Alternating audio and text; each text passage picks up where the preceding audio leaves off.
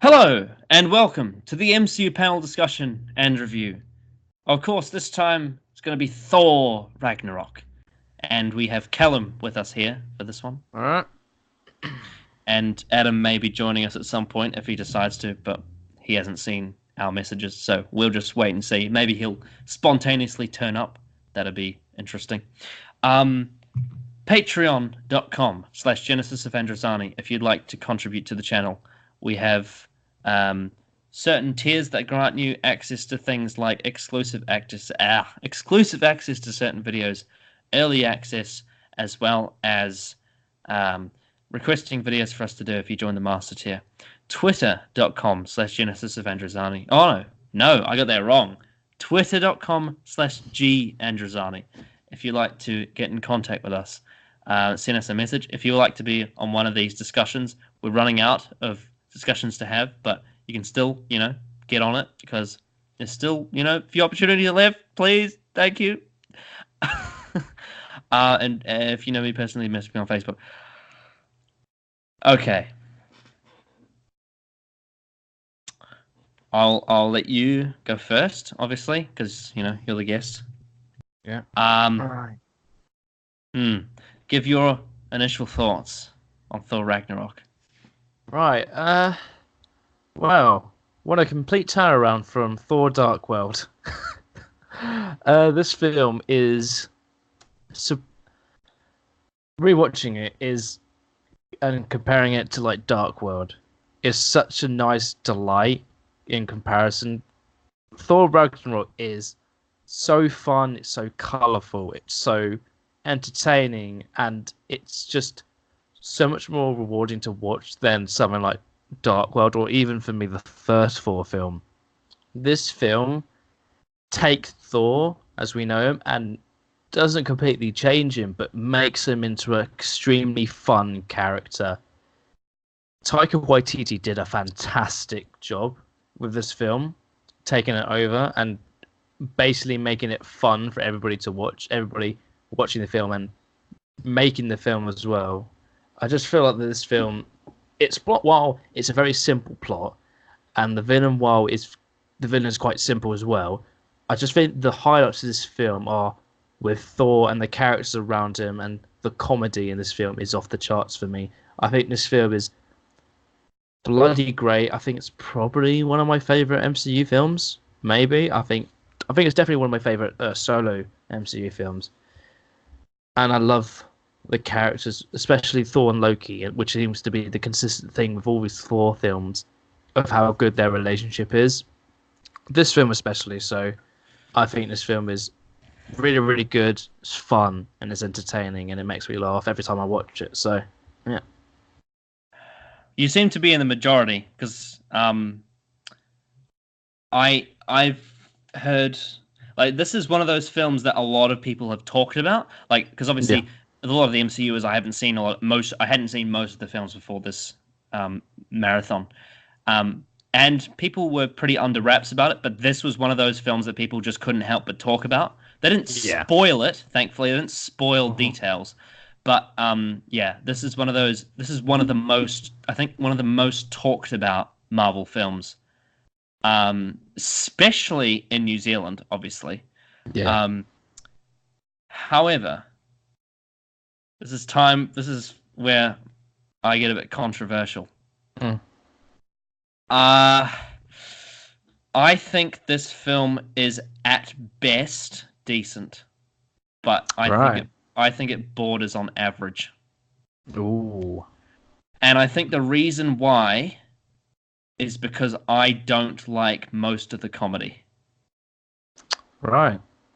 I would say about 75% of the comedy in this film I don't like. Ooh. And there are a lot of characters in this film that I'm not that into. And I have a lot of problems with this film, particularly how it, whilst, like you say, is a breath of fresh air from the Dark World, that's for sure. I don't think this film does what I really wanted from it. And I would say the hype for this film has had a negative impact on my viewing. because it was different to what I expected. Now that doesn't. I'm not saying that I dislike it, but yeah, I can't say I'm on the bandwagon for No. Ragnarok. Mm. And I think it's probably down to very subjective reasons, but I'm sure we'll get into those when we get to them. But unfortunately, I can't really, because a lot of people with Ragnarok, especially in New Zealand, will be. A lot of people have said that they're so proud that a New Zealander got to turn the Thor franchise around and make it this great thing, because it really spiraled out of control with Dark World especially. And Thor as a character, would they even consider, being axed from the franchise? And so Ragnarok being such a different take on Thor and that franchise, and making it more accessible to, I guess the Marvel audience and even just general audiences, was a really great move, and was the right thing to do to, bring it back to life. It's just, sadly, I can't say that I particularly like it as much as other people do, especially considering, it's a New Zealander who's directing it. And it's kind of a shame that even though it's made by someone from my own country, I can't particularly say. Like, I would say I've seen about 3 or 4 Taika films, and this is probably my least favorite of the 3. Wow. Yeah. So yeah, I think I'm gonna be a bit controversial with this one, but that is kind of the point of these reviews, is to and I knew at some point down the line in this series I would get to a point where I would find there would be a popular film that I didn't like, or there'd be an unpopular film that I would like, and I think this might be the one. So yes, without further ado, I think we should get into the details. So we'll start with you. What did you think of Thor in this film? Thor, for me, is probably one of my favorite things about the film. I think comparing it to Dark World, and probably like stuff like Age of Ultron as well, he's so serious in those films. In this film, he's so laid back, and he's so turned into basically not a joke, but this sort of comedic character. But for me, I think it works so well because of like mainly the things around him, and how when it comes to how much time he's actually spent on Earth, and how in a sense it kind of seems like he's adapted that kind of personality to himself. Like, for the big example I can think of is when he meets Doctor Strange, and how kind of not awkward he is, but how clumsy he is, especially like with some of the stuff around, for example. I think that shows a bit more depth to him than just like God of Thunder and like got a big hammer and stuff like that. I think Chris Hemsworth does a fantastic job. And he seems so much more laid back, and he seems like he's having a lot more fun with the character than he was ever before. I think I love his comedic timing, and I really like his chemistry with Mark Ruffalo. I think those two are probably my favourite parts about the film. And I think the action scenes, I think, are bloody great. I think the conversations between him and Loki are very, very good, which seems to be, again, the consistent thing throughout all these films. I just really enjoy Thor in this film. Every other film I've seen him in, like Thor 1 and then Dark World, I was so disinterested in him as a character. But in this film, I find him so endearing, and I find him so kind of relatable in a lot of ways, because it's odd, because throughout these films, Thor is one of those characters where you don't really think about, but when you think about it, he's lost almost everything. He's lost his mum, he's lost his father, he's lost his home. Like, and they play off this in Infinity War, and obviously we'll get into detail in Infinity War in this, but secretly, like, he's lost a lot, and he's using basically comedy, much like some people do, as like a defense to sort of shield like his sadness. But he plays it off so well, I think. And Chris Hemsworth does a fantastic job in this role. So it's weird how in this film alone, Thor has become from probably my least favorite characters in general to probably one of my favorite characters in the MCU in just this film alone, I would say. I just think he does a fantastic job, and I like the chemistry he has with all the characters and his relationship with Loki, especially. I think the arc that they go through in this film is very, very good, and it's done very well. Yeah. Yeah, Chris Hemsworth is fantastic in this film. He's great. Um, the only thing for me is with Thor is he doesn't feel I almost feel like his reboot as a character feels very hard and fast. And what I mean by that is that even though I obviously don't like the Dark World, and I think he's very underutilized in that, and also Age of Ultron, his storyline, that's really underwhelming. I still kind of feel like just in one film, for no real reason, turning him into this sort of like, hey, I'm just a guy now. It felt a bit weird. Like he just doesn't have that aura about him anymore. He feels more like just a really, really fun guy to be around that's really good at, fighting, and he's the god of thunder and all that. But there's something about him in this film where it feels like he's lost that kind of divine alienness to him that he used to have. Yeah.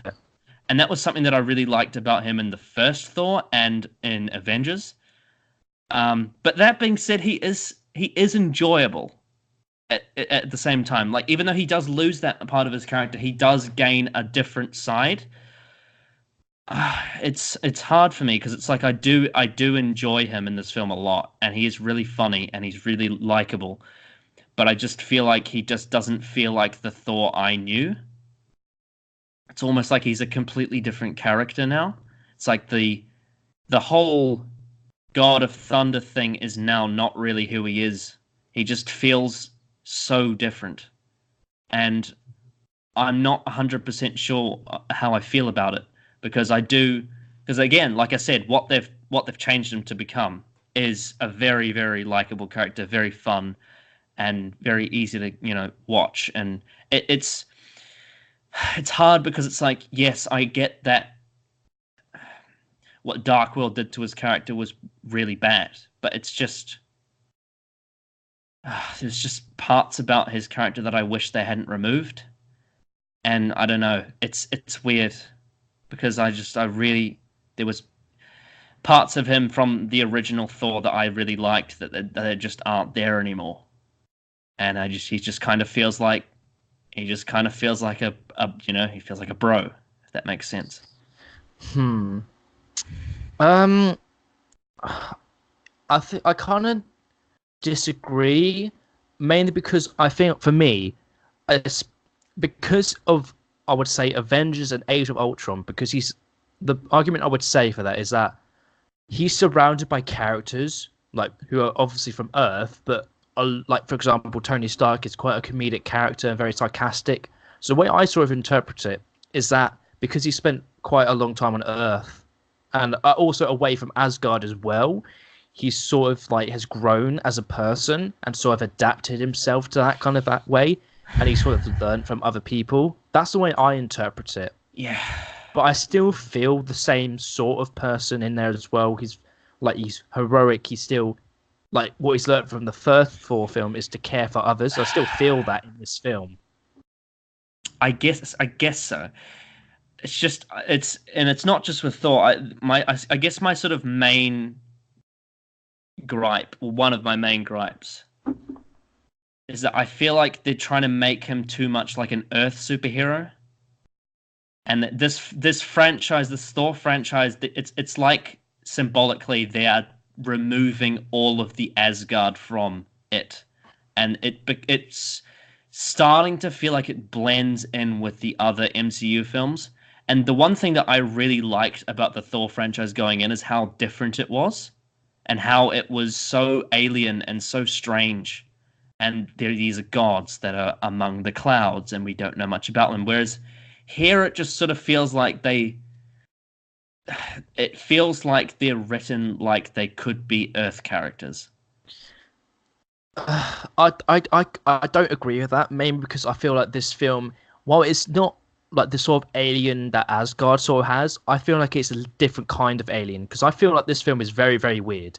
Like, as a lot, I think Thor, when he's on, I can't remember what the planet's name, but basically where he's captured by Like it's Jeff like Goldblum. the junk planet or whatever it's called. Yeah, exactly. I feel like Yeah. that's the surroundings and the environment is so alien, I would say. And I feel like Yeah, Thor but as a character is still yeah, but like it that. to me it feels like a different the kind of alien that it is very sort of it doesn't have the same aura that the kind of alien that I liked about the Mm, first Thor film had. Because, for example, like in the first, even though they do fuck all with it, like when they go to visit the frost giants, that and you know even some of the atmosphere in the Dark World, like in the like I don't know one scene that they had there, that kind of alien had this sort of like mysterious intimidation to it, whereas in Ragnarok it feels like it's very like plushy. It feels so like it's very comfortable. And it's this world where, you know, you've got a lot of very cartoony sort of fun characters. It feels more like the kind of alien world that you would have in a film that's aimed at families, as opposed to the first couple of Thorn films that had sort of presented these sort of worlds where it felt more like Shakespearean, you know, gods and demons and yeah. that stuff that I was really digging. Whereas with this film, it just sort of felt like I was like, oh, this kind of feels like, I don't know, like a Pixar film with swearing. Hmm. I agree that it's obviously different kind of alien from the Shakespearean aspect of Asgard, but I still feel that the alien that I have the feeling of from this film, it feels in a disjointed because of Jeff Goldblum's character and the sort of environment on that planet, and I like that. I Mm. would say. See, I would see for say, me, see for me, when it comes with to that, basically what my experience was of that side of the story was it was like watching Guardians of the Galaxy, except I didn't like the comedy. It right. was it had a very similar tone to Guardians of the Galaxy, and that's just not what I was hoping for at all Yeah, I from guess that. Thor. Yeah, I would agree The that this is quite similar to Guardians in some yeah aspects. Yeah, yeah I think that's what it's known for as well. except the yeah and like I like Guardians, I do, Mm. but the difference being I really enjoy a lot of the comedic elements of Guardians, whereas in this film for the most part it just didn't work for me, and Mm. it felt like just felt like they're trying to like make Thor too relatable. But for me, I feel like that's for me personally, and my experience with Thor. That's always the problem I've had with him is that I feel so disjointed from his character. But with this film and what they've sort of not accidentally, but what they've sort of done throughout the films, killing his mum, losing his home, and killing his dad, I would say that makes him relatable just from the fact that he's lost so much, is what I would say. And he's kind of Yeah, shielding it with comedy, is what I would say. yeah, And that's that's kind of what true. and that's what I Yeah, would say with like someone like Tony kind of does. Because like, for example, we've just talked about Homecoming. He's still quite comedic, but he's just lost his best friend in Steve Rogers, but he's yeah. doing comedy to shield that. And I sort of, in my opinion, sort of see that that's kind of like what Thor's doing, and he seems a little bit more vulnerable and open and using comedy to shield that.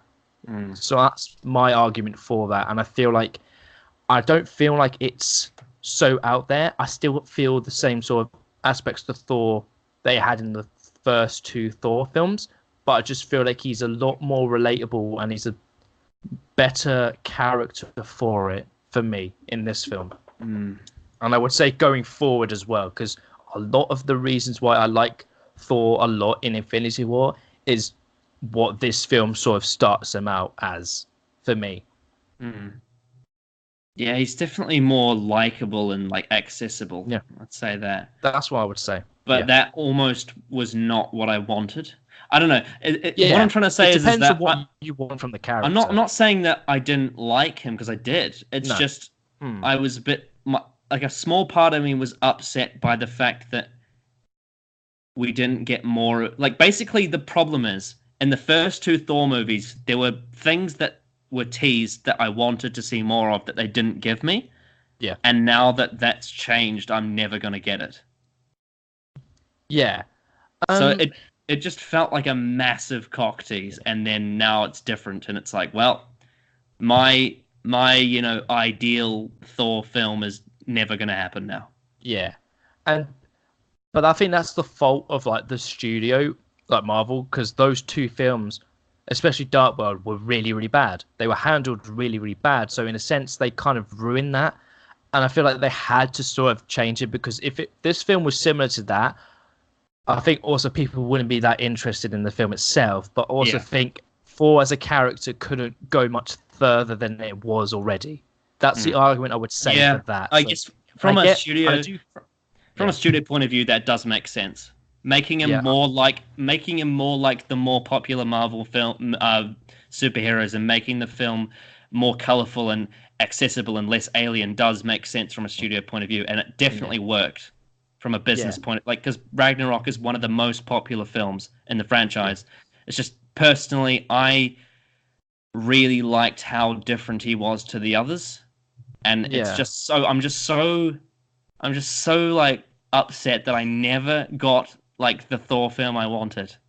Yeah, it's so frustrating. It's like bugger.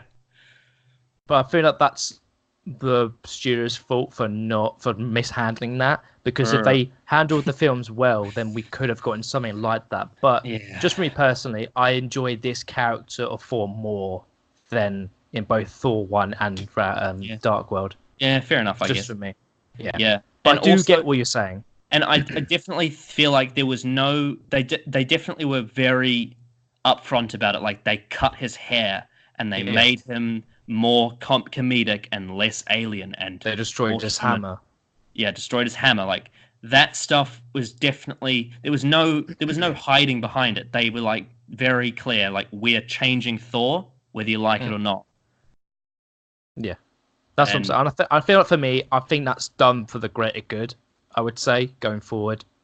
Because, like, Thor is one of my favourite parts about Infinity War, and that wouldn't have probably happened if this film didn't go in the direction it did for me. So, yeah. Yeah. I mean, I did still like Thor. I did still like him. Yeah.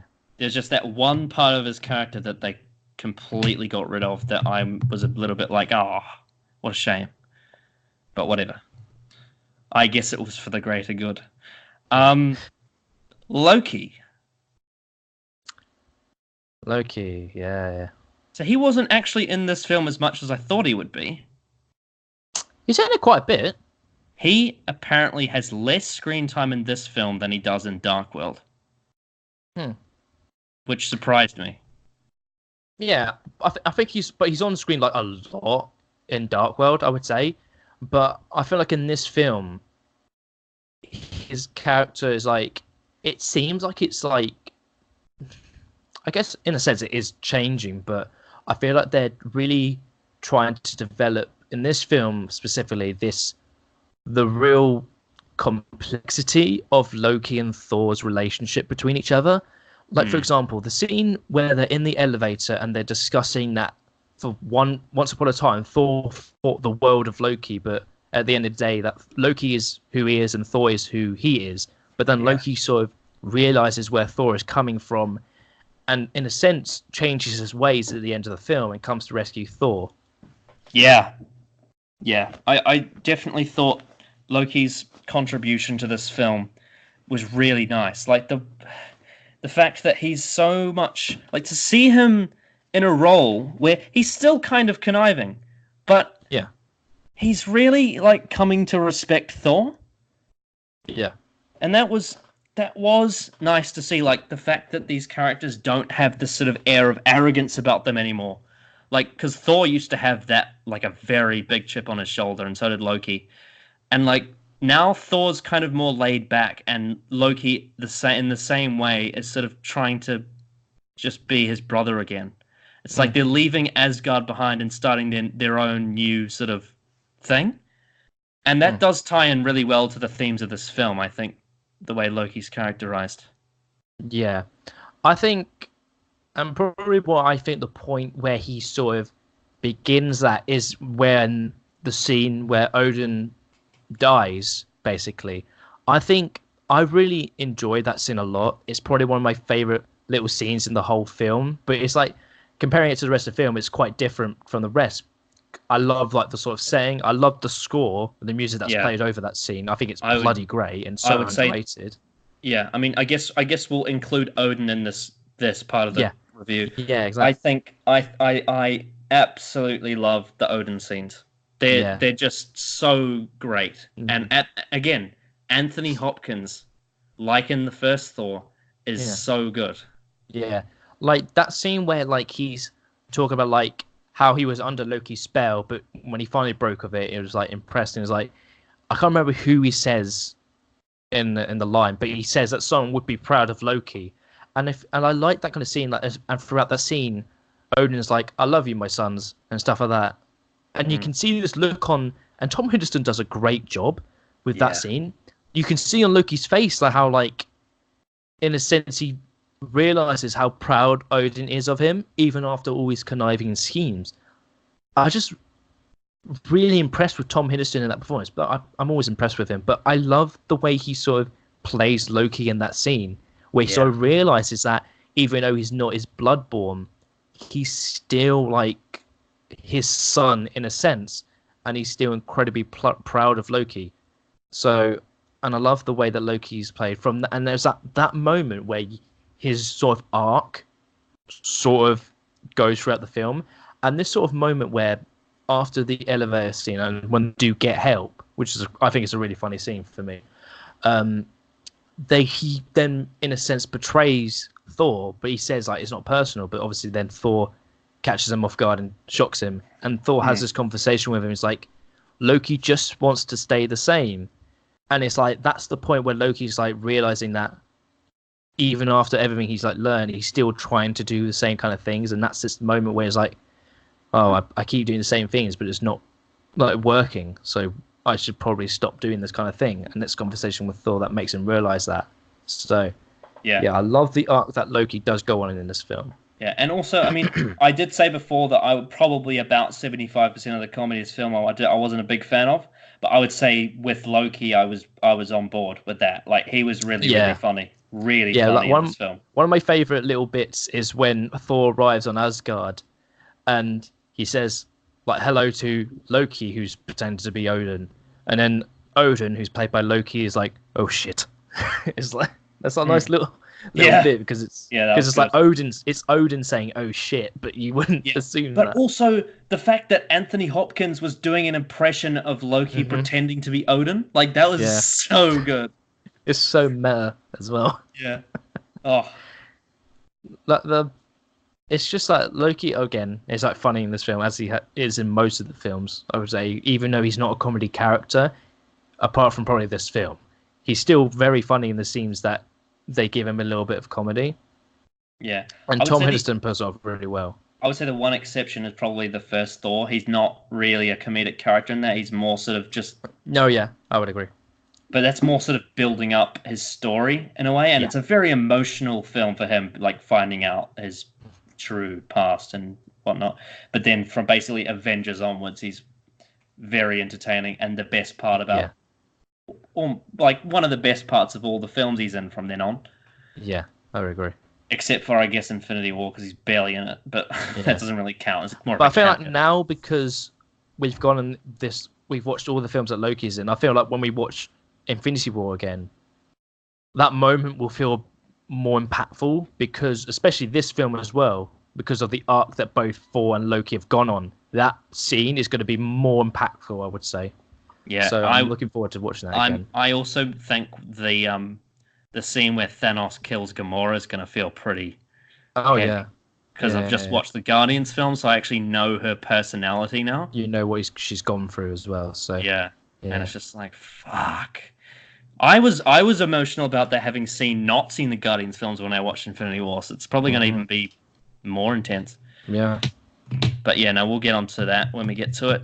But yeah, Loki was good, but I just don't. Yeah, he wasn't really a major player. I don't think he was. No, he was only there to have this arc with Thor, which I would say is very, very important. But it's not like that. It's not the main plot of them trying to stop Hela.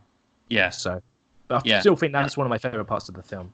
Yeah, and I would say the one real consistent thing for me throughout all three Thor films is Loki. Yeah. His story, is never really part of any events in the film that I don't like. Whether it be the first Thor or Dark World or even Ragnarok, I always enjoy his part of the story. He was literally the best part of Dark World by a million miles. Yeah, I would agree. Yeah. And it's interesting how through different writers he's managed to survive. But he still has a story, a consistent story that's been told throughout the films. Yeah, I think I would say that comes down to a couple of things. Probably, firstly, the source material, like the comics, and the actor. Yeah, Tom Hiddleston. Because Tom Hiddleston is absolutely brilliant. Yeah.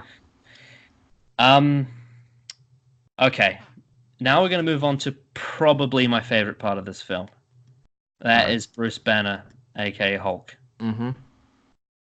When it comes, basically for me, if I'm going to explain, in terms of my enjoyment of this film, I really didn't like the first 45 minutes, outside of a couple of moments. Right. I found it to be pretty painful.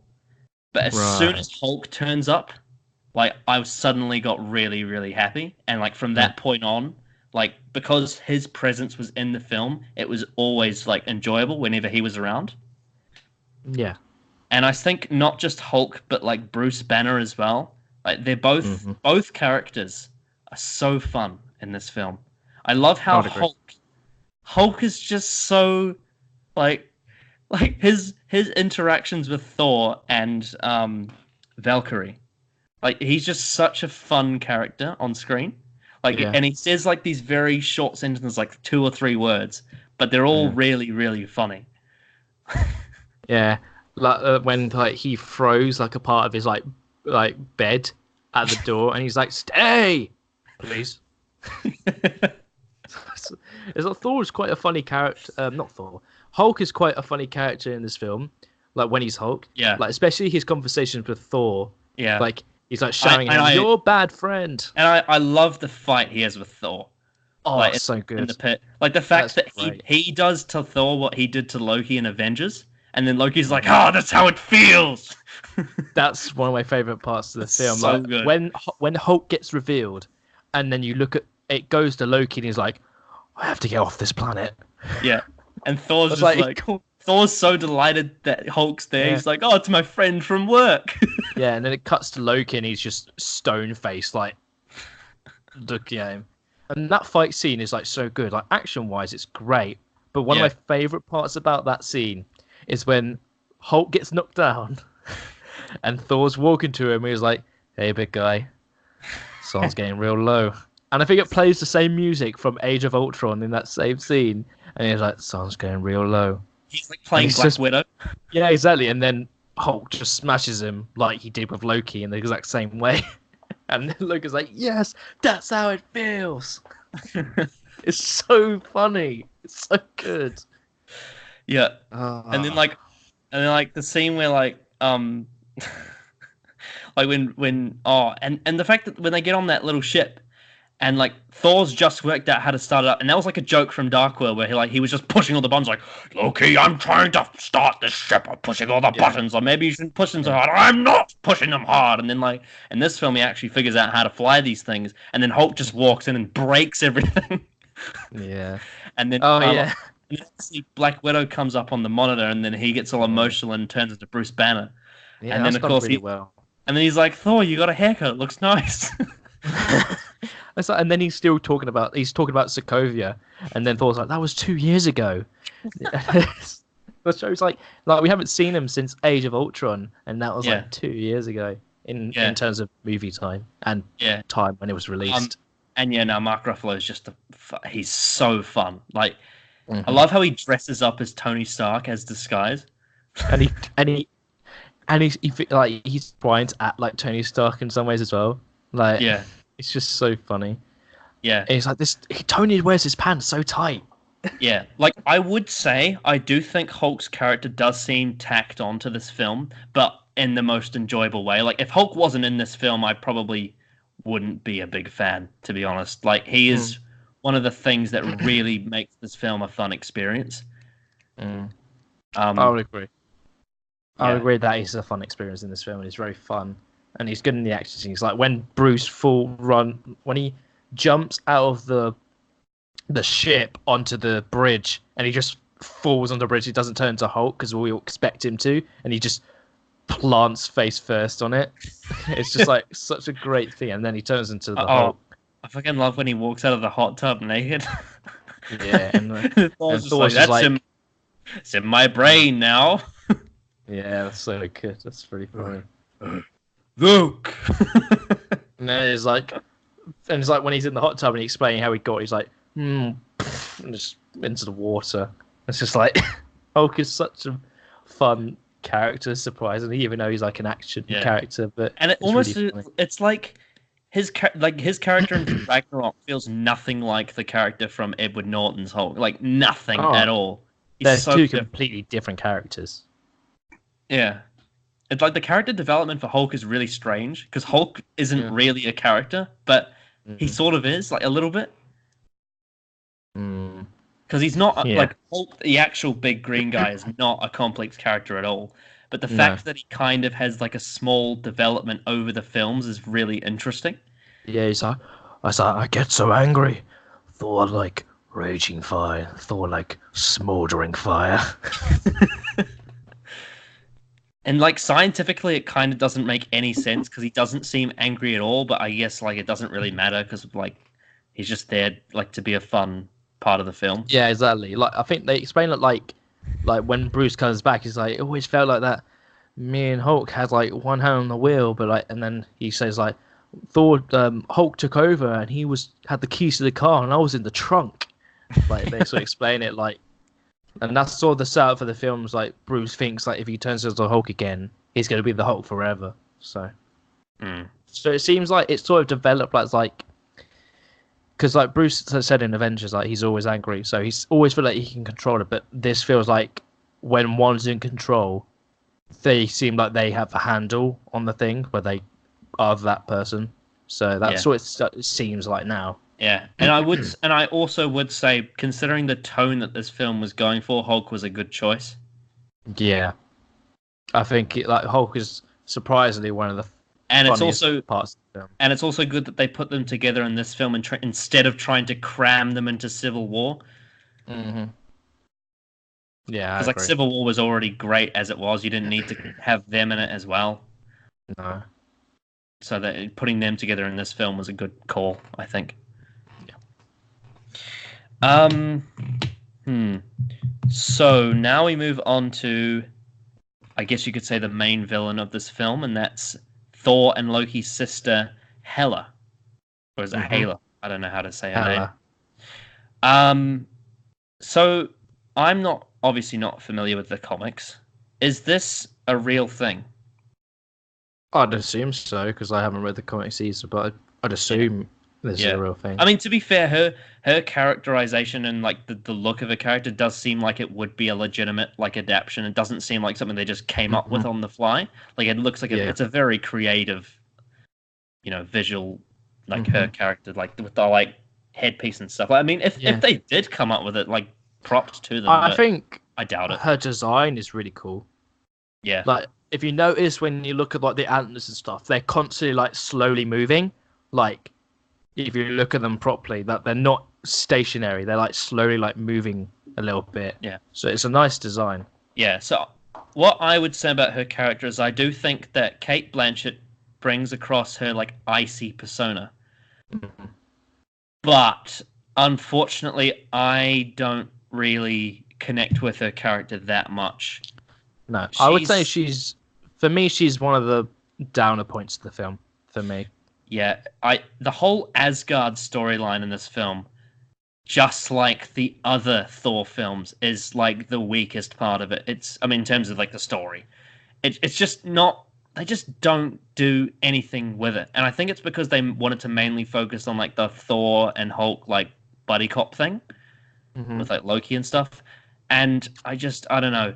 Again, I think we've said before about sometimes how these films having like two antagonists can make things a bit complicated. So obviously you've got like the Donald Glover character, and then you've also got so he's like the comedic villain. Well, not really villain, but antagonist. And then you've got Loki, who's sort of like half antagonist, half protagonist. And then you've got Hela, who's just and in Asgard, and you see what she does, but you don't really get enough time with her to invest in her. Hmm. And I guess I don't know. One impactful moment she has is when she cuts Thor's eye out, but Hmm.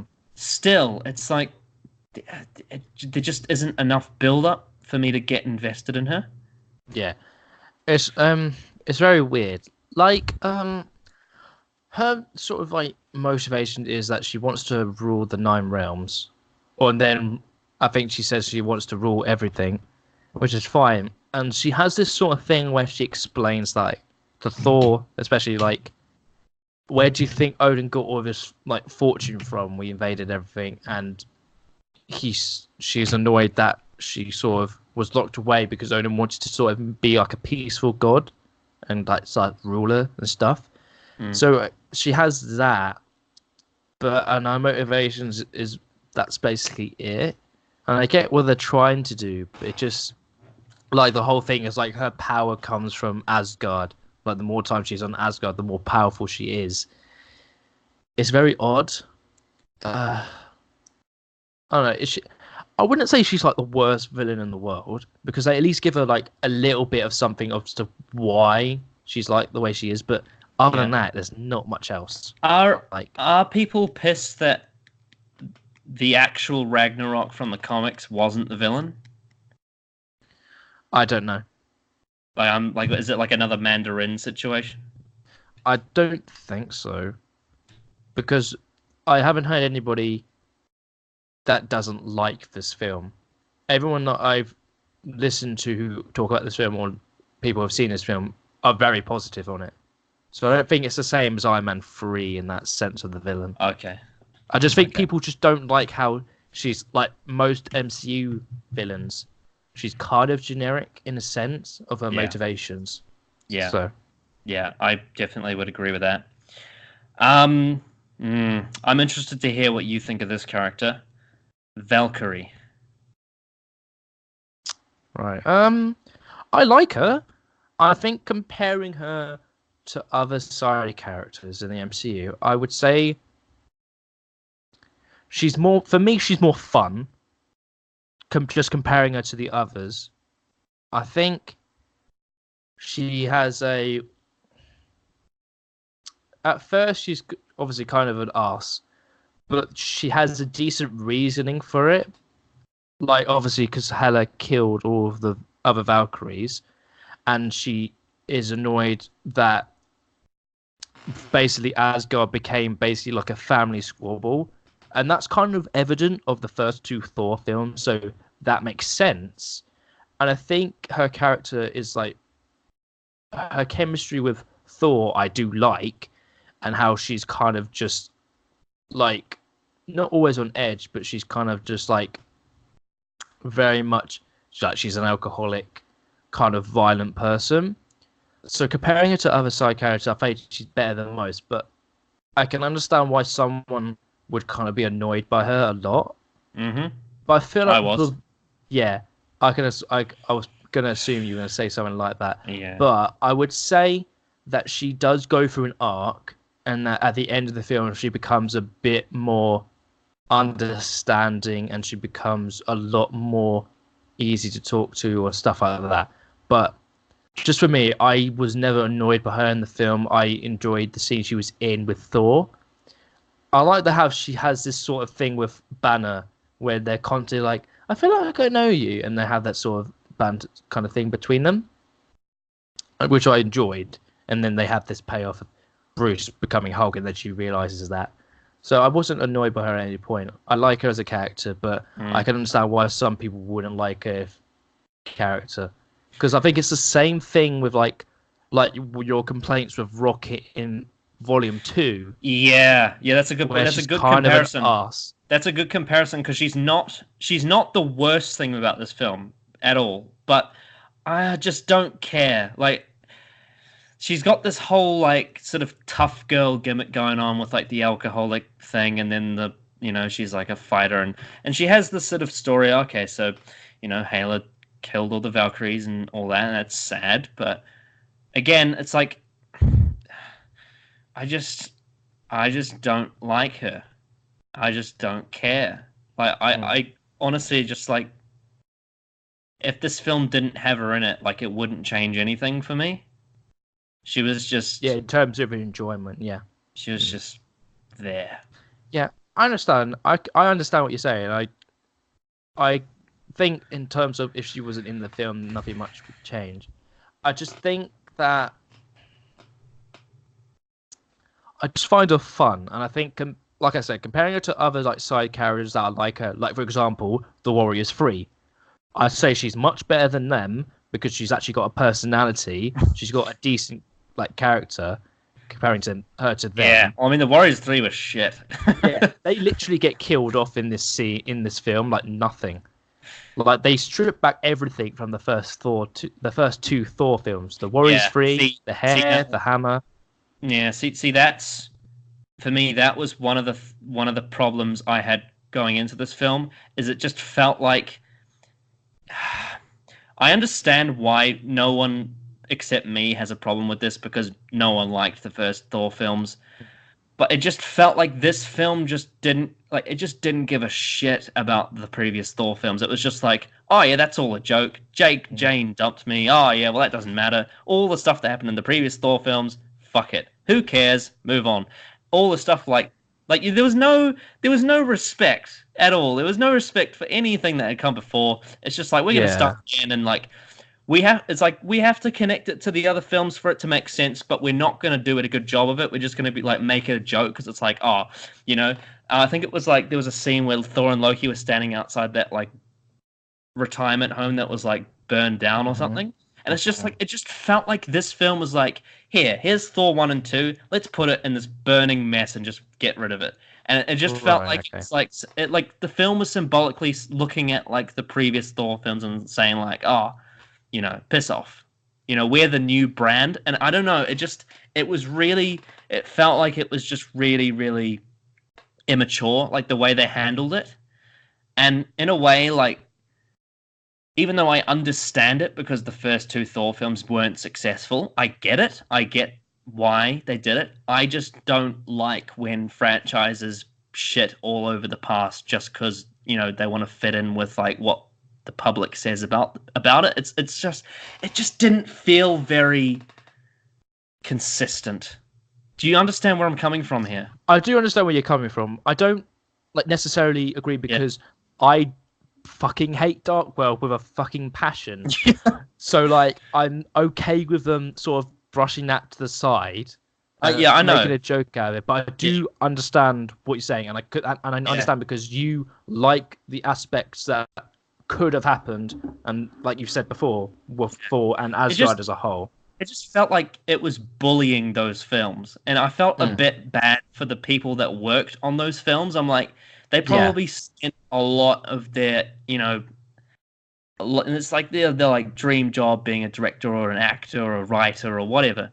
They put so much effort into the production, and it didn't work out. But like, it just felt like if I was one of the, like, if I was Kenneth Branagh, or I was, whoever was working on Dark World, and I watched this film, I'd feel like I'm like, yeah, like, okay, so the film that I made wasn't very good, but it just feels like this film, Ragnarok, is looking right at me and saying, fuck you, you did a terrible job. I'm the new owner of this franchise. And I don't like it when franchises do that. I find it really cringeworthy. And it doesn't, for me, that doesn't add to Ragnarok. It takes away from it. It just makes it really, like, selfish. I get what you're saying. I do understand where you're coming from. Just for me, I don't mind it because I just think those films were really badly handled. And I think the aspects of those where it's hard to sort of talk about because I think, like, I get, like what you're saying with a lot of people worked on those films. A lot of people put a lot of time and effort into those films, and that is definitely true. But that can be the said with other things, like, for example, like episodes of Doctor Who that we don't like. We constantly like bash of how bad it is. There are people that work hard on those, but that doesn't excuse the fact that those were handled really badly. And I think the same can be said with those two films, especially Dark World. So I'm in the realm of, like, I get that loads of people work hard on those films, but it was handled poorly and they could have done better jobs at it. But I understand that I'm not part of that sort of circle. I don't know what it's like to work on a franchise film, but I can still criticize the film itself if it's handled poorly. Oh, no, I would definitely agree that's true. It's just I don't understand why Ragnarok had to take a steaming pile of shit on it. Like, I get what you're saying. I feel like that's just kind of unnecessary, and it was done because it was like, because probably the people that were making Ragnarok were like, oh, we have an opportunity to make some comedy out of the fact that the first Thor films were bad, so let's do it here. And I don't care about that, and that sort of put a bad taste in my mouth for like the first 45 minutes of the film. Yeah, I do what you get saying. I do understand. Yeah. Right. So moving on to Heimdall, played by Idris Elba. Mm-hmm. I think he's one of the most underutilized characters in Thor franchise. I don't agree. I think Idris Elba is a fantastic actor and he does the best he can with what he's given. But in all three films, he's just not used at all. And it's a shame because I feel like you could do something really interesting with him. But he just feels like he's there to be the main character of the filler plot. Yeah. Like, he's just there to, like, get all the people together to escape Asgard. And it's just like, I feel like you could have done so much more with him. Yeah. I see. I probably agree with that. I'm hoping that when they eventually do the fourth Thor film, that obviously there's no more Asgard, so all the people will be together, I assume, unless I can't remember what happens in Infinity War, but whatever. Mm-hmm. I can't remember what happened, but let's say, for example, that there is a sequel to Ragnarok where Heimdall and all those people are, there. Like, hopefully he gets a more of a part, if that makes sense. Mm-hmm. No, I get what you're saying. Yeah, because I think in this film, while I enjoy him to an extent, I think he's fun in the action scenes, especially when he's first introduced into the film. But I just think, for someone as talented as Idris Elba, I think he's quite wasted. Yeah. And I do agree that he is wasted. I don't think he's used poorly. I don't think he's like a bad character or anything like that. I feel like he could have been. It's not like to benefit the story. It's nowhere near like Christopher Eccleston in Dark World. It's not like that. Exactly. Because that was just fucking terrible. Like what they did with him. Like they gave him a character that he's not at all should be cast as. Yeah. But I still, I was kind of disappointed. I was like, damn. And at first, I didn't actually recognize him because he wasn't wearing the helmet. And he had hair, like a lot of hair. Yeah, it was weird. I was like, what the hell? But yeah, no, I thought that was slightly disappointing. Right, so Grandmaster was the character played by Donald Glover, right? No, Jeff Goldblum.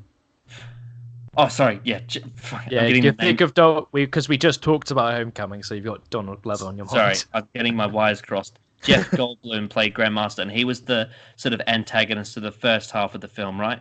Yeah. I don't know. I just don't like that kind of comedy. I think that's the problem. Right. Okay. Yeah.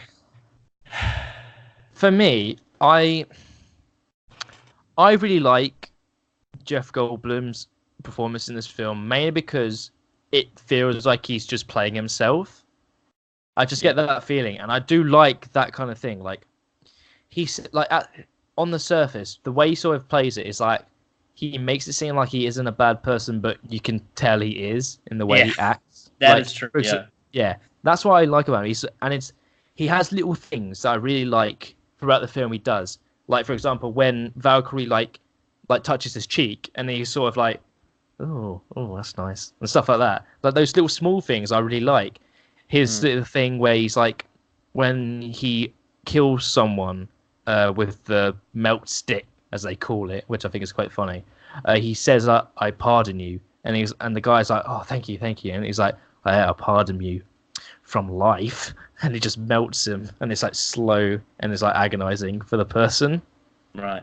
I think and another line is like time moves quite weirdly on this planet, and he's like, everyone else I'd be like millions of years old, but here on Sakaar, and he still just pauses with a really weird look.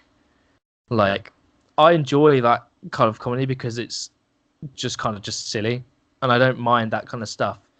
And I think Jeff Goldblum is fun in this film for being like the middle, like the end of the second act villain is sort of what his role is. He's sort of the thing that is stopping Thor from getting back to Asgard to stop Hela. But I think the scenes with Jeff Goldblum in this film, I just do enjoy. Like, and I like the sort of aspect that he has this champion, which is Hulk, and he really likes him like a lot, and is basically going to make sure that he stays on top for as much as he can because he wants to promote these fights and get as big as attraction as he can. And that's what he does to Thor. He electrocutes him so he loses because he knows Thor is about. Yeah, that was actually that was a great moment, actually. Yeah. So there's like this scummy aspect to him that I really do like. Yeah. And I do like, on top of that, just Jeff Goldblum's like sort of weird performance. I do like it. I mean, maybe that's why I was off-put by it. It's just like, it's just a very specific, like, we've said this many times on the channel, even dating back to early Doctor Who reviews. It's like comedy is such a subjective thing, and it's like when you say silly humor, it's like there's plenty of silly humor out there that I love, and you know, I think like Love and Monsters is a prime example of that. Something that a lot of people really don't like because of its humor, and I love it. Whereas Thor Ragnarok, a lot of people like, and I don't with the comedy, and it's just. It's not anything like, it's not like I'm saying that I think this is a bad film. I'm not. I think it's a good film. There's just a lot of the comedy I don't get. Yeah. I think the thing is, this film is a comedy film. This is absolutely a comedy film. So if you don't like the comedy throughout the film, or most of it at least, you're not going to like the film as a whole. But because that's just how comedy works and how subjective it is. So like for me, I like pretty much most of the jokes are in this film. I laughed at pretty much all of them because I had such a good time with the film. So but if someone who doesn't like most of the comedy, they're not going to enjoy it. Yeah, and I would say that portion of the film was where most of my least favorite comedic parts was on that planet with those characters. I just I don't know. It just didn't work for me. I was sitting there just like it. Like I said, I mean, obviously it wasn't like bad comedy like Dark World comedy was. Like, because that was terrible. That was terrible. Like all the Darcy shit. Like that comedy was objectively bad. Yeah, when I say I don't like the comedy in the film, I don't mean that bad. Like. No, I get what you mean. It's just like terrible. It's not what you like as comedy, but it's not like brain damagingly terrible. No, I wasn't writhing in pain. I was just a bit like, that's a bit lame. Yeah, I get what you're saying. Yeah. So I guess I could say that's an improvement then, because they've gotten better. Because at least the comedy is survivable. Well, at At least the least she doesn't. comedy. Well, at least the comedy is moving in an upward trajectory. How about that? Yeah. But I can see why shifting the comedy from what it was to what it was in this film was a great move to get people back into the franchise, because obviously the comedy that they went for in the Dark World is not good. No. Like, for the majority of people, it's not good. Whereas with Ragnarok, it is. And it worked. And that's the sort of like argument I have for this film. When you say like you just didn't like how it's so different from the other two films, I feel like in a sense they kind of had to, considering how poorly handled Dark World was. Because if they didn't, this film wouldn't be successful. It wouldn't be as popular as it is today, because it feels so fresh and different and fun. So in a sense, it kind of had to. Yeah, that is true. It's just that if they had made it like Guardians, but it had been the kind of comedy that what, like, basically if James Gunn wrote the comedy in this film, I think I would like it a lot more. Yeah. But I just don't like a lot of it here. Yeah. I do get what you're saying. Particularly, like, there's other Marvel films where the comedy's been slightly off I've been a bit like on it. But this one in particular, I was like, ooh, there's a lot of it, and it's all the same. What I would say, I think the best way to describe the comedy of this film is that it's quite childish. Yes. I would say. And if you don't like kind of, not like it's for children, but it's quite childish humor. If you don't like that, then you're not going to enjoy it. So, but for me, I do like it when it's done well. Yeah, there's one very specific kind of comedy that I've never been a fan of, and it's one that you see a lot in American sitcoms, and it's usually followed by canned laughter, but quite often, like, I noticed one particular person who does it all the time, and it always bugs me, is Ellen DeGeneres. She does this thing where she'll say something and then she pauses with a straight face, and that's the point that people laugh at, because it's like there's like an absence of what she's about to say, or she said something that's like really embarrassing, but she's not laughing, therefore it's funny because she's not laughing. And I feel like and that comedy is, you see it a lot in sitcom, that you see it a lot in like shows like The Big Bang Theory and all that shit, and I feel like that is also in this film a lot. Like, there's like self-awareness. Comedy, it's self-aware, and like the comedy, when it comes to like, especially when it comes to like the score, what will happen is the point where you're supposed to laugh, the score will stop. It will just halt, and it feels slightly forced. I think one particular scene that I remember where that was definitely the case was when Thor like throws the thing at the window and it bounces and hits him in the head, and like the music just stops. Yeah. And that for me is just not what I find funny at all. Yeah. Exactly. If that's not what you like, then you don't like it. So yeah. Yeah. I understand. Yeah. And because this film does actually have, because there are multiple writers, there is a mix of styles of comedy. That's one of them. That's one of the styles. And you see it sometimes in other Marvel films too. It's done more to like a cheese extreme in this one. But there's also another kind of comedy in this film that I'm not a big fan of. And I've had this discussion, even not seeing this film before, but I've had this discussion with one particular friend and his dad about the New Zealand comedy in this film. Mm-hmm. So I think the problem for me is, and the one character that completely embodies what I'm talking about is Korg. It's the big rock guy. Yep. So that kind of comedy, I've been told, is really popular overseas because no one's ever heard it before. But because I live in New Zealand and I see people like that every day, that's nothing new to me. Therefore, I don't get a kick out of it. Mm-hmm. Do you know the character I'm talking about? Eh? Yeah, no, I know what you're talking about. Yeah. Yeah. Korg as a character is a very not like it's kind of like he's kind of like a literal character in the same way Drax is, but not that they're not the same kind of comedy. Like for example, when we're first introduced to Korg, he is a like, you don't have to be scared of me unless you're made of scissors. That's a nice little rock paper scissors joke for you. And stuff like that. Yeah. So like, it's a very like, literal character. But I really like you said, if you don't understand, if you are not used to like, for example, New Zealand comedy, if you've never heard anything like that before, then you're going to be surprised by it and you'll find it funny. Like I always do when I watch this film.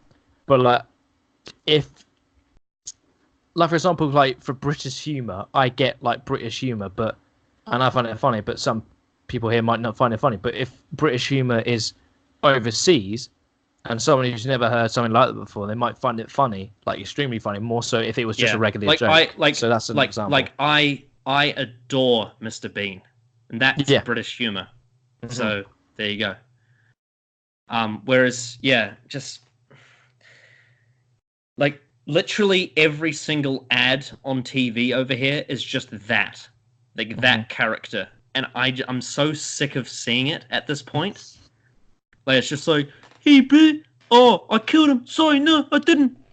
It's just like I'm so sick of it at this point. I'm just like, It's like for like the last 10 years, like that comedy has dominated New Zealand TV and film and ads, and I'm just done with it. I want it gone. But yeah, obviously, if you've never seen that before, that would be interesting. It'll be new.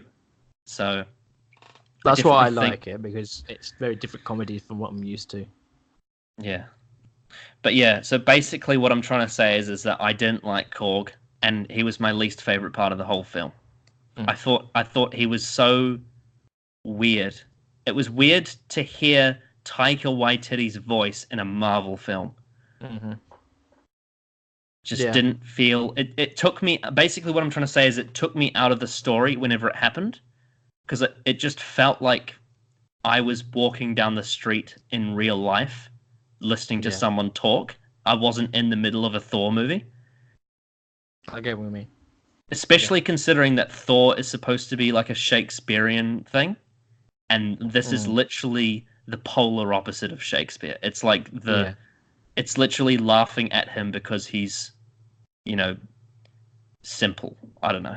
Yeah, I get what you're saying. Yeah. So anyway, that's my rant on Korg. Right. Oh. Okay, so do you want to say anything more about Grandmaster?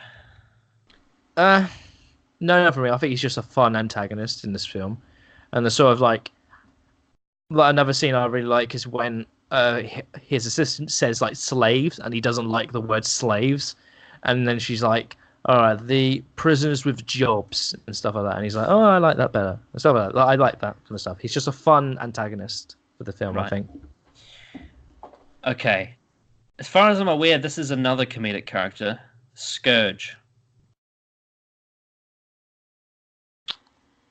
Scourge was the guy. Yes, Scourge was the guy who did like the fucking whatever that's called. I wouldn't say he's a pure comedy character, because I think he actually goes through not a great arc, but it's an arc that he gets, like, because he says to Hela that he wants to prove himself, but like as he is along with Hela, he realizes that the things that Hela is doing, like for example, he nearly executes someone. So like I wouldn't say he's a comedy character. I would say the only comedy he gets is at the beginning of the film. I would say that was it for me. Okay, because that's all I remember from him was the comedy. I don't remember anything he did after that.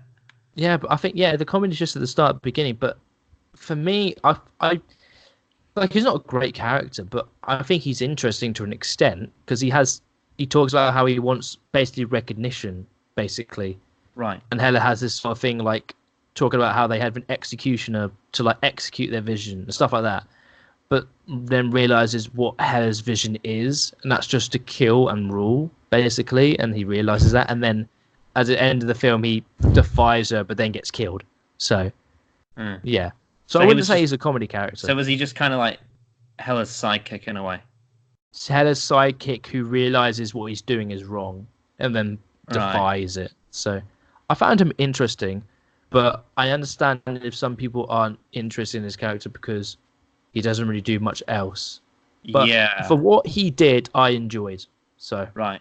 So I would say that I didn't like the comedy again, and I also past that point didn't really care about him because he wasn't. no, He had his own little story, but he just didn't seem like he was that important to the plot. Like he was no, it's sort not of. important to the plot, but it's just something if you're interested in the character, really. Yeah, So I yeah. guess so. Yeah. I mean, I'm not. I wouldn't say I'm too pissed about it. I'm just like, yeah, he's all right, I No, guess. yeah. Like one of my favorite parts with him is like when he first introduced him, and he's like, "I've got these two guns here from a place called Tex Arse," or something like that. I like that, and then he's Oh like, right, yeah. "Des, Tex I call ass. this one Des and this one Troy, but together they destroy." Like I like that. To me, that's funny. I like that. Just for me. I think I've heard one of my friends from work say that, like exact line.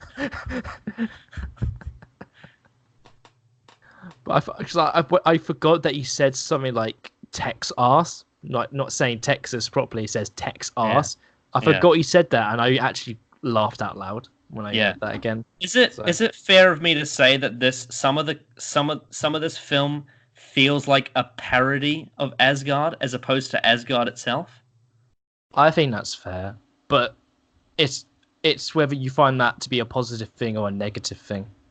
I'm not sure about that because it's like again, it's like if it worked for a comedic relief, I guess it does. I guess it is a good thing, but at the same time, it's like and also the fact that Asgard taken seriously didn't work in the other films Yeah. for most people. So it's like, I guess if it's not working, I guess we can sort of make fun of it. Hmm. But again, it's just like I still don't see what the point of it is. Do you know what I mean? Like it's like I get that people find it funny, but I don't see what it adds to the film beyond that. Uh, I would say that. Okay, so going back to like Odin's character, I know we're long past that, but one of the things he says is that Asgard is not a place, it's a people. So, and that's the sort of thing they have throughout the film. Like Heimdall says it at the end of the film, and they have this sort of thing where like it's more about the people than the place. Yeah, but here's the big problem with that. Mm. I don't give a fuck about the people of Asgard. Like I don't know Oh, yeah. any of them. Yeah, And I did care about the place because it looks awesome.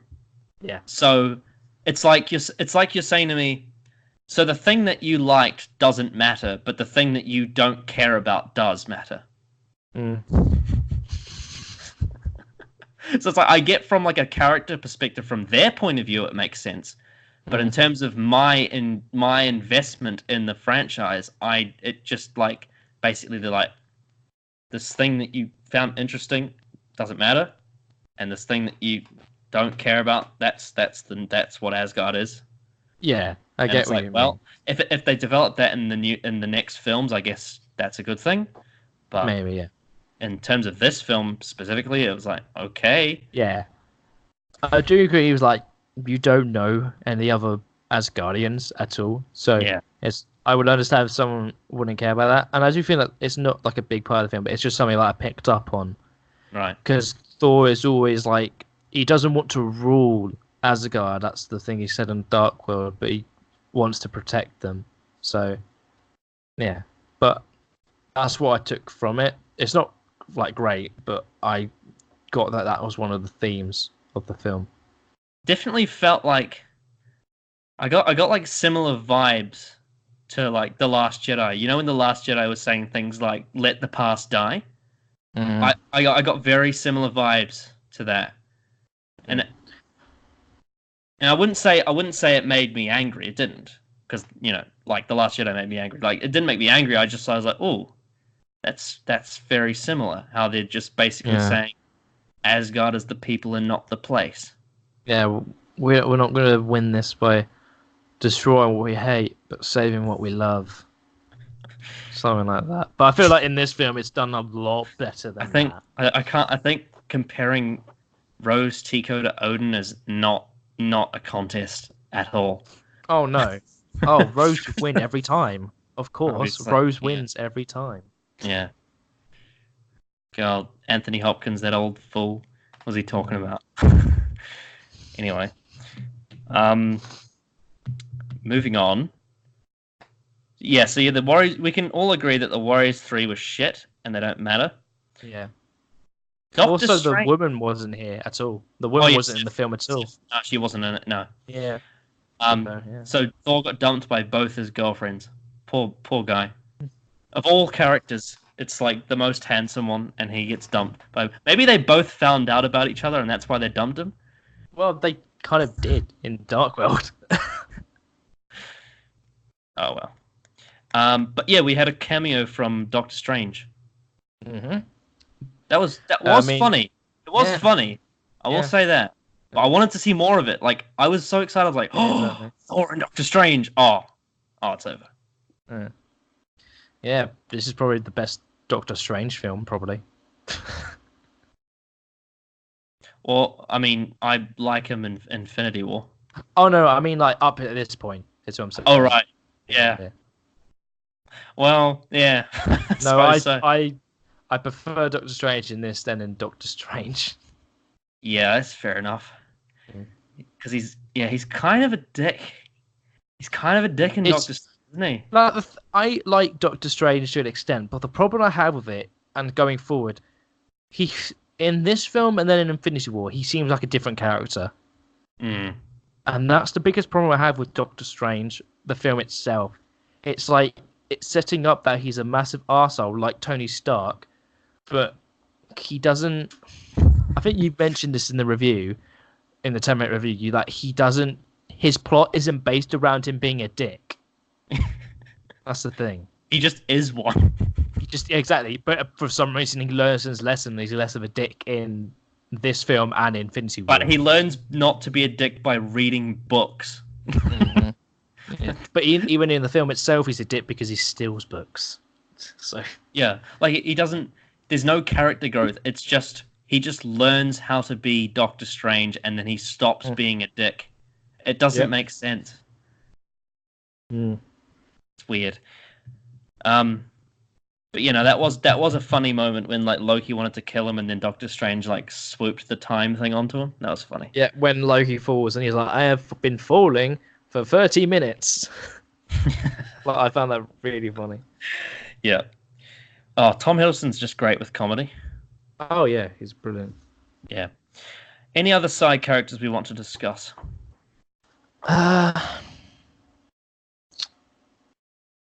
There's anyone else I'm trying to think of? Don't think so. I mean, there's Mick, but he doesn't say anything. He's just, yeah. But I think that's pretty much it. It's basically just a bunch of New Zealand characters. Yeah. Oh no! There's one. Matt Damon. Was he in it? Yeah, Matt Damon played Loki in the opera kind of thing. Yes. Yeah. And Thor. And Thor's played by Luke Hemsworth, like his older brother, like the other brother, not Liam, the other one. What I like about that is that Loki basically hired an actor who's more recognizable to play him instead of Thor. Like that whole, and my favorite part about that is that in the scene, I do love that scene a lot, but the music that the opera singers sing is the same song as when the funeral for Thor's mother. Like if you look back on it, if you listen to the scenes, it's the same score, and that scene's so fucking funny. I love that scene so much. I love how they just cast Matt Damon to play a character who plays Loki in Loki's own sort of play. And the fact that Anthony Hopkins is playing Loki like in disguise as Odin. Like that's just it's very meta. Yeah, I love that part. It's so good. Yeah. And it's so weird that they just cast Matt Damon for that. It's just like how in Force Awakens, how bloody James Bond, Daniel Craig is a stormtrooper. Yeah. Or Simon Pegg is that ugly creature in Jakku. 3/4 portions. What? You won't go back to Jakku? Of course, though, Stanley. There was no one more appropriate to cut Thor's hair than Stan Lee. It could only be him. It's like it's like Stan. I know this is your character. We're gonna cut his hair, but we'll let you do it. Yeah, that's probably my second favorite moment in the film in terms of comedy. I think it's so funny. Yeah. Thor's like, by Odin's son, you will not cut my hair, while you feel the wrath of the mighty Thor. He then turns the blade on, and he's like, no, please, sir, please don't cut my hair, please. And he's like, ugh. My other favorite moment is when we're about to be introduced to the Grand Master, and then Thor's in this chair, and he's like in the sort of ride, like this sort of thing when he's like got all these like images, and I think it's playing in the background like World of Imagination, and he's I love that. It's so funny. I love that part. He's just real freaked out by it. Yeah, and he just screams, but then it turns back into normal. Yeah. Yeah. Those three like moments are like my favorite part of the films in terms of comedy. It's one of Stan Lee's best cameos, and that's saying that is. Yeah. Yeah. So the plot. It's very simple plot. The film's highlights, obviously for me, are based around the characters and its comedy. The plot itself is quite a basic plot. Like someone comes, they capture Asgard.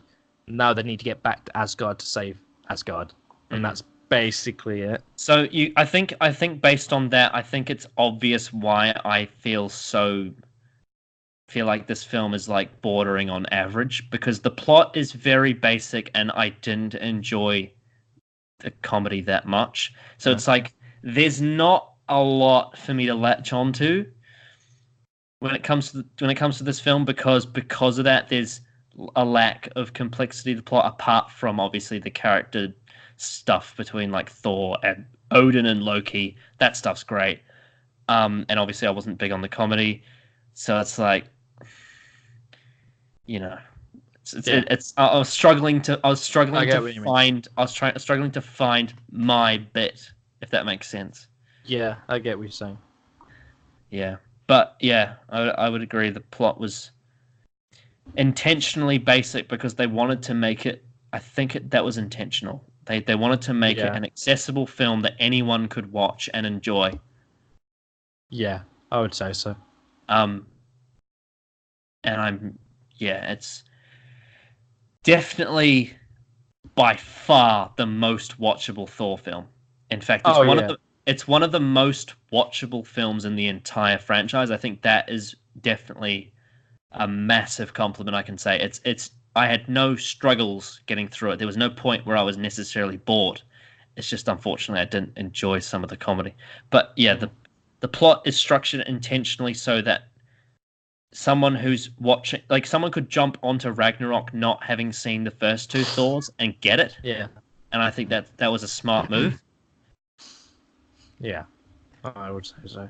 But I would say that because of its sort of slightly generic story, not maybe generic in terms of the tone, but in terms of the plot, I would say that means that sort of brings it down in my, like, how I rate it overall. Because it doesn't have the complexities of the films that I rate high. So yeah, that's my opinion. This film was written by Eric Pearson, Craig Kyle, and Christopher Yost. So, as far as I'm aware, I think we've had Christopher Yost before, but Eric Pearson and Craig Kyle are fairly unknown before this film, so they seem to be more on the rise. Right.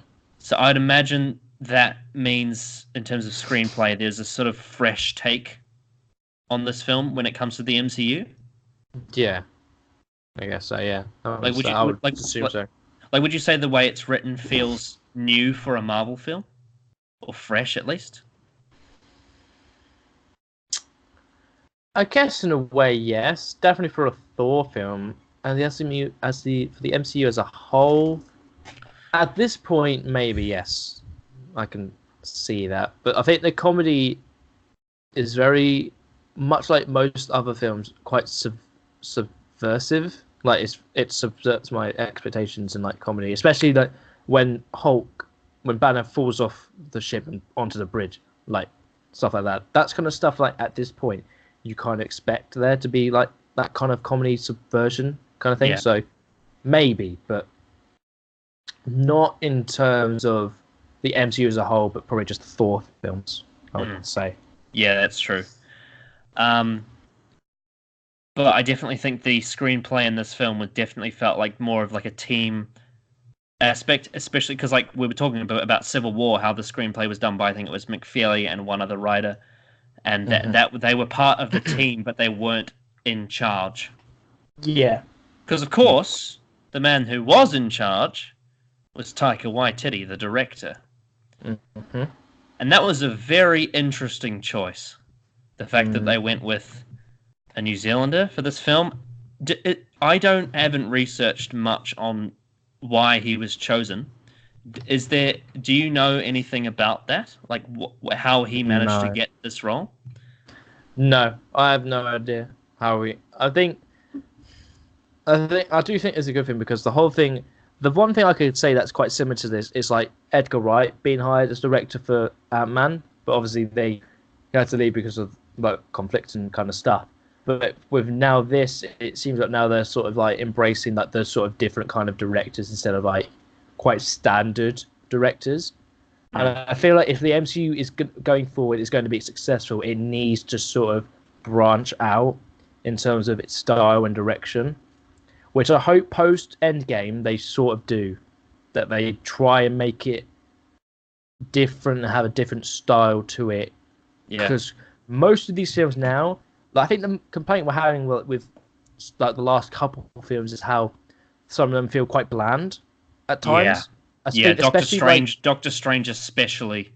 Yeah, I would say so. And I think I hope going forward that they try to have each film have its own unique style instead of having this bland sort of generic sort of direction. And I think this film doesn't have that. I don't think it's definitely very colourful and it's very ambitious as well. This is definitely a film that lives up to its poster. Yeah, I would agree. Absolutely similar to it definitely it has, like we said before, it has a similar vibe to Guardians. Yeah. But it just interested me how he managed to get this job. I'm not aware of how famous his films before Thor Ragnarok were overseas, because they were huge in New Zealand, like specifically Boy, What We Do in the Shadows, and Hunt for the Wilder People. But I wasn't aware of whether or not they were famous overseas. So I'm not sure. Maybe he just managed to get in contact with the right people and show them what he can do with his comedic talent with these other films. Because I would say I haven't seen Hunt for the Wilder People. I've seen the trailer, and a lot of the comedy in the trailer was very similar to the comedy in this. But I have seen Boy and What We Do in the Shadows, and What We Do in the Shadows is a very, very like.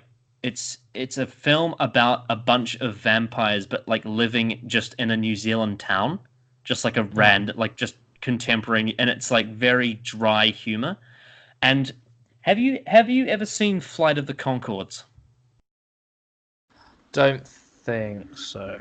Okay, because that was a New Zealand TV series that got really famous overseas, especially in the US.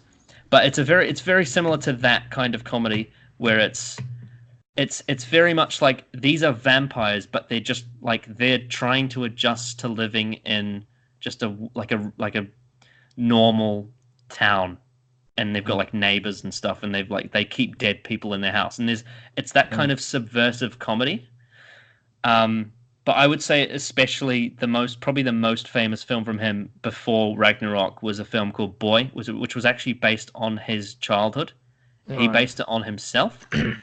And it's interesting because it's known for its comedy, but it's also a film that is very, very deep rooted emotionally.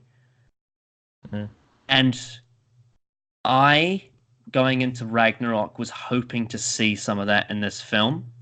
And whilst I think there was some of it, I was hoping there would be a bit more of it, because Taika Waititi is really, really good when it comes to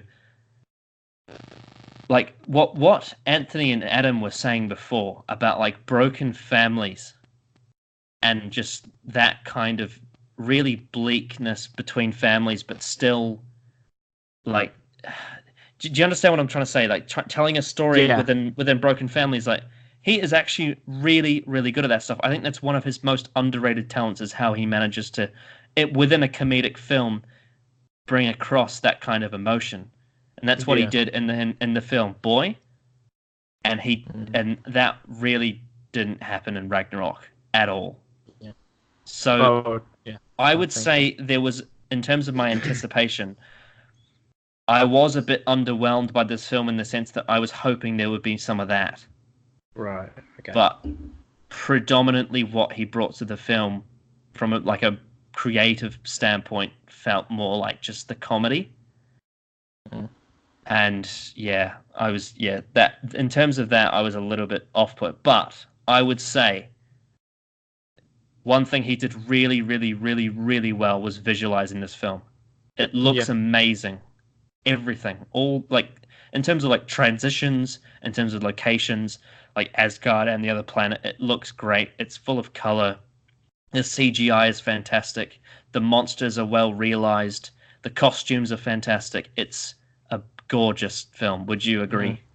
Yeah, I would agree with that. Yeah, like Asgard actually looks real.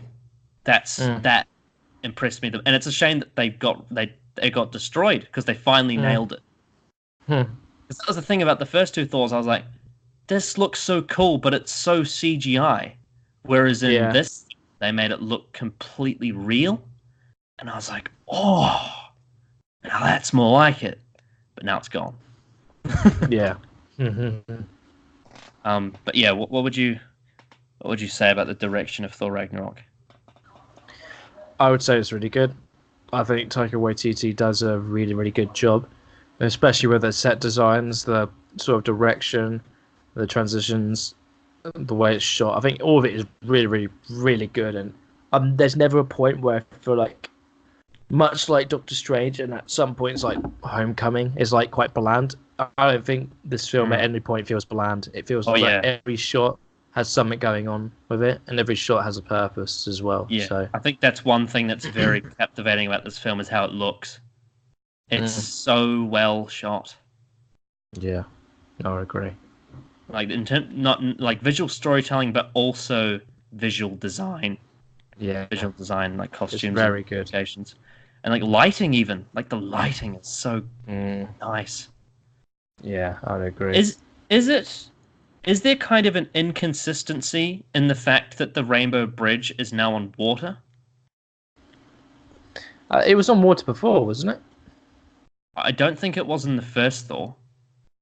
Like, I'm pretty sure it was just suspended, it was just there. That might be. I think that might be because I remember the last scene on the bridge in Thor 1. It was dark, so it looked like it was an abyss. But I think they've always been water. Okay. Because I remember there definitely was in Thor 2. Maybe I'm remembering it wrong. Maybe. But I don't think it's noticeable. Okay. Because I always remember it was like the bridge broke and then it just fell into nothing. But maybe my brain's lying to me. But yeah, I definitely think the CGI in this film was outstanding. Yeah, it was I agree. Great. And it's interesting watching the end of Ragnarok, seeing the mid-credit scene where they run into the ship, because it's like it ties into Infinity War, which I've seen, and it all kind of makes sense now. Yeah, it's very, very interesting and very Doom-like in terms of we know what's coming at this point now. So yeah, and it's going to be interesting rewatching Infinity War from Loki's POV, knowing what he's been through in Ragnarok, the fact that he's actually become close with Thor. Yeah. Like, because when I watched it, I only remembered him from Avengers. So I was like, oh, he's that bad guy. So like, my point of view is going to be so different now, going into Infinity War. The music of Thor Ragnarok is done by Mark Mothersbaugh. He is known for scoring children's television. So like stuff like Rugrats and all that. Right. Yeah. That's interesting. So what did you think of the score of Ragnarok? I think the score is great. I really like the score.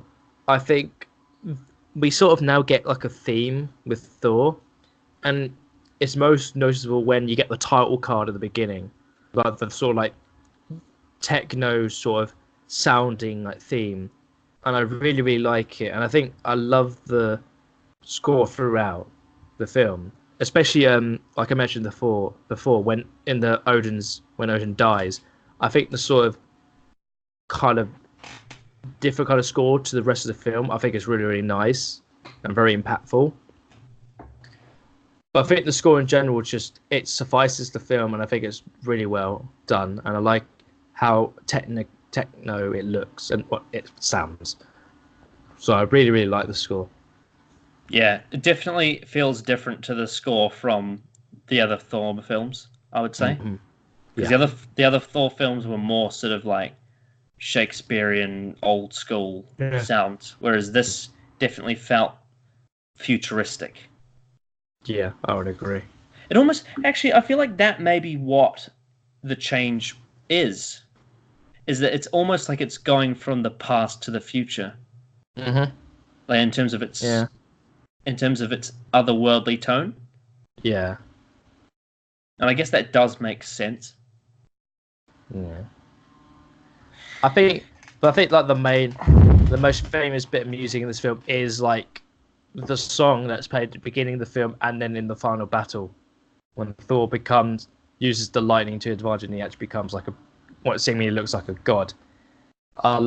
It's such a cool song that they use, like at the beginning of the film and then in the battle. It's just like I think it's used very well, I would say. Yeah. Also, I just thought when I saw Thor's eye cut, I was reminded. I was like, huh. Like, I don't have we gotten the explanation behind Nick Fury's eye yet? No. So it's actually in one of the future ones then. Mm-hmm. It's in one of the films. In terms of release dates, it's in a future film. Right. I didn't expect that at all. That's you would have thought it would be revealed by now. Yeah, like when you said we find out when we did the Winter Soldier review, I thought it was like, oh, so it's going to be like Age of Ultron or Civil War. No. But no, it's not. It's like one of the two left after Infinity War. That's really weird. Mm-hmm. That recent. Anyway, tangent. And also there was one scene on Asgard when Thor was on the bridge and he was looking at Asgard. I could see his eye under the makeup. Yeah. Did you notice that? Oh no, yeah. It's not great. The CGI for his eye is not great. It's like how could you fuck that up? Yeah. Oh well. Yeah. It's weird because it's like they managed to make the CGI of Asgard look amazing, but then like they couldn't patch his eye up. It's like, how does that happen? It must be the fact that these films have so many different visual effects companies working on them. Yeah. That there's a kind of inconsistency with the CGI. I would probably assume so, yeah. Because I remember, like, with Series 11 of Doctor Who, like, a lot of the visual effects in terms of, like, the new, like, creating worlds and, like, spaceships and stuff looked great. But then a lot of, like, the editing was real choppy. Yeah, I agree.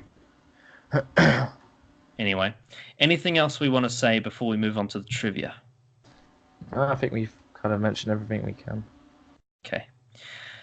Thor's friend from work line about the Hulk was suggested to Chris Hemsworth by a Make-A-Wish child who paid a visit to the set on the day the scene was filmed. Wow, that's cool. That's cool. Like, imagine being a kid, like being like, I contributed to this film. Mm, But I feel like that's kind of the magic of like the ad-libbing in the MCU. mm, It's like you can do stuff like yeah, that. I agree. Taika Waititi said in an interview with MTV News, I would say we improvised probably 80% of the film or ad-libbed and threw in stuff.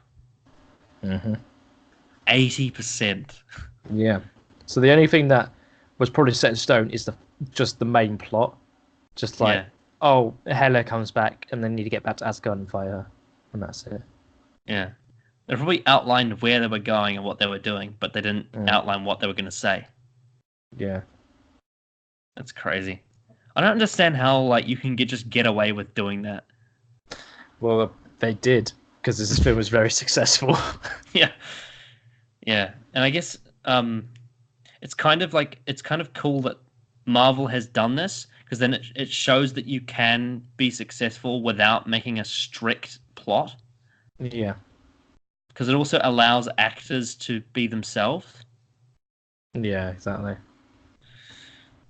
Taika Waititi based Korg's character on Polynesian bouncers.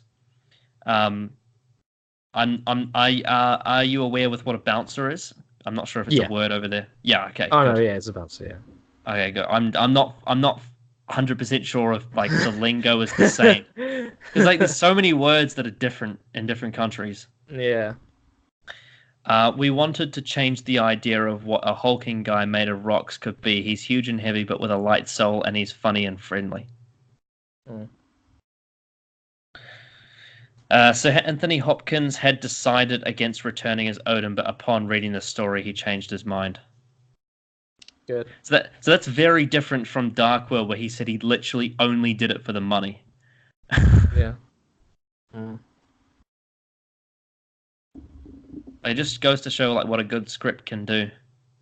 Yeah. Exactly. Chris Hemsworth plays Thor in this movie, while his older brother Luke played Thor in the play within the movie. Their youngest sibling Liam was considered for the role of Thor. Yeah. I remember that. Here we go. Sif was originally supposed to appear in the film, but Yeah. Jamie Alexander's shooting schedule for the third season of Blind Spot clashed with this movie's schedule. It was Mm. decided to have the character written out, with producer Kevin Feige saying that Sif was off on a mission during Ragnarok. Hmm. Natalie Portman and Jamie Alexander didn't return for this movie. Natalie Portman declined to return as Dr. Jane Foster and announced she wouldn't appear in any more Marvel comic book movies. And Jamie Alexander was busy working on Blind Spot. Thor mentions Jane Foster in dialogue and tells Loki that he dumped her, but Lady Sif's absence in the film is unexplained and the character is not mentioned. Yeah.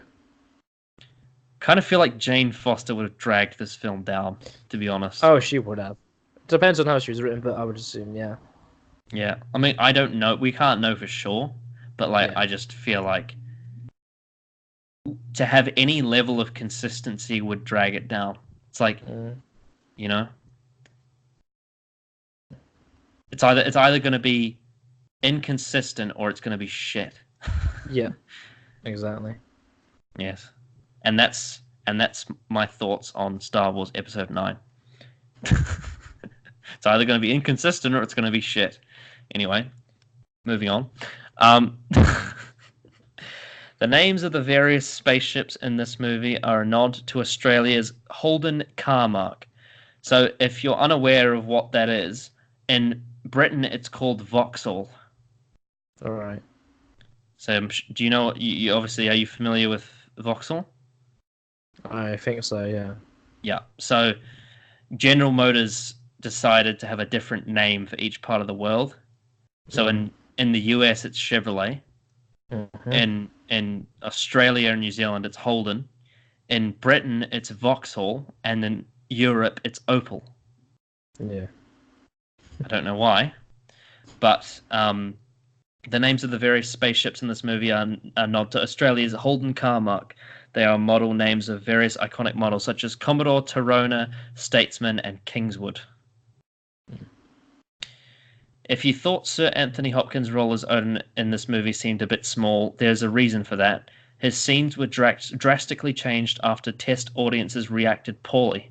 In a new interview, director Taika Waititi confirmed that the original plan for Odin bothered early test audiences, resulting in a drastic change. Right. So he originally was going to have a bigger role in the film. Mm. But apparently people didn't like it. Mm. Even though that's like maybe my favorite part of the whole film. Mm. Yeah, I like him in this film, and I like how he's used. I think it just goes to show like how different my perspective is on most people when it comes to the Thor films. Yeah. Because like even though I also dislike the Dark World, I like the really weird Asgardian fantasy stuff, whereas most people just don't care. Yeah. And I feel sad. You know, although I guess it's kind of, I guess diversity of opinion is a good thing. Mm. What else? In Marvel Comics event Civil War, Reed Richards, Tony Stark, and Hank Pym created a cyborg clone of Thor called Ragnarok. Right. But if they had that in this film, it just would have been the exact same as a lot of other Marvel films, where it's literally just the villain is the hero, but the opposite. Yeah. Yeah. It's just like Obadiah Stane and Abomination and all that. It's just like, why do we have to have the same thing again and again? The fact that Hela is the daughter of Odin, combined with the fact that this movie was produced by Walt Disney Pictures, by default makes her a Disney princess. So. In this case, she is Disney's first princess featured in the MCU, as well as their first princess to take on the role of a villain. That's a bit of a stretch. But technically, it makes sense. Oh, no, yeah. It's technically true. Disney princess. Oh. In an interview, Chris Hemsworth said he switched to a plant-based diet to lean up for the role. I noticed in this film he was less bulk. Like, he was still muscly, but like his body was way leaner. He looked more like a runner than like a lifter. Yeah. But still still incredibly in shape. Yeah, he's probably like his arms are probably still bigger than my head. But like just not as big as they were in Dark World or Age of Ultron. During Thor Ragnarok's world premiere, Mark Ruffalo was live streaming from his Instagram, and he forgot to end it, so he accidentally filmed the first 10 minutes of the film. I heard about that. Yeah. Oh man, he's a meme and even in real life. The 4 years that elapsed between Dark World and this film marked the longest gap between installments of a series within the MCU. Longer than any Avengers film.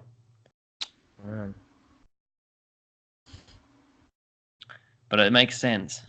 Yeah, they had to pick up the scraps. Oh yeah, do something new.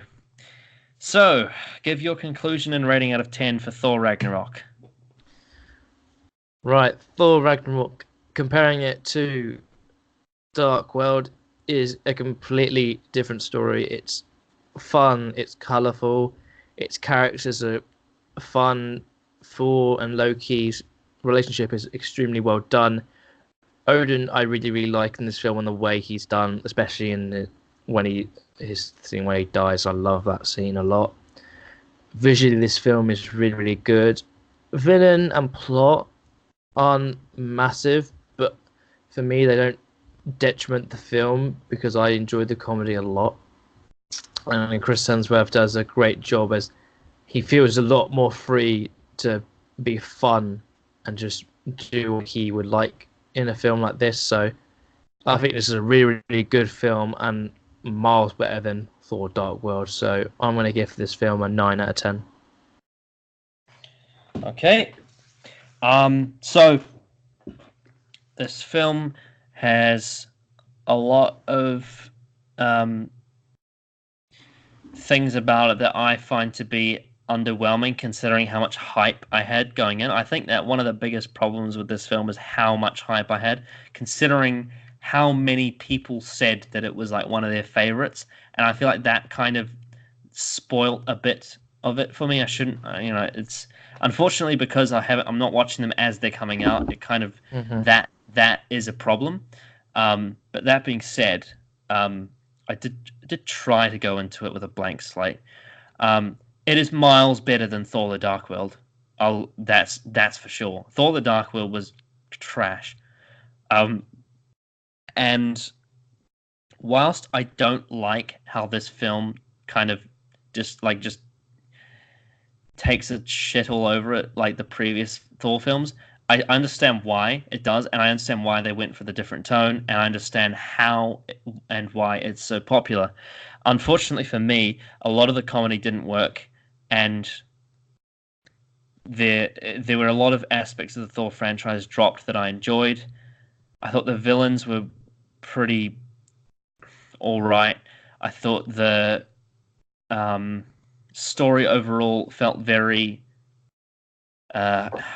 safe in terms of its like approach. However, there are things about the film that I did really like, such as Loki and Hulk, and I thought Thor was fun, even though there was an element to him that was missing. But there are specific points in this film that do get it right, such as like reinventing Thor, breaking his hammer, cutting his hair, having Odin die, and like having his send off, and like the interactions between him and Loki and Thor together were great. I do like this film, but unfortunately, I don't like it as much as everyone else seems to. So I'm going to give it a 7 out of 10. I would say it's probably. I like it slightly more than Guardians 2. Right. So, can't please everyone, I guess. Yeah. But of course, next time we're going to be talking about Black Panther. And that should also be an interesting review, considering how famous and historic Black Panther is and how it's won Academy Awards. Should be interesting to talk about that one, I think. But anything else to say before we finish? No. No? Yep, Rightio. We'll see you next time.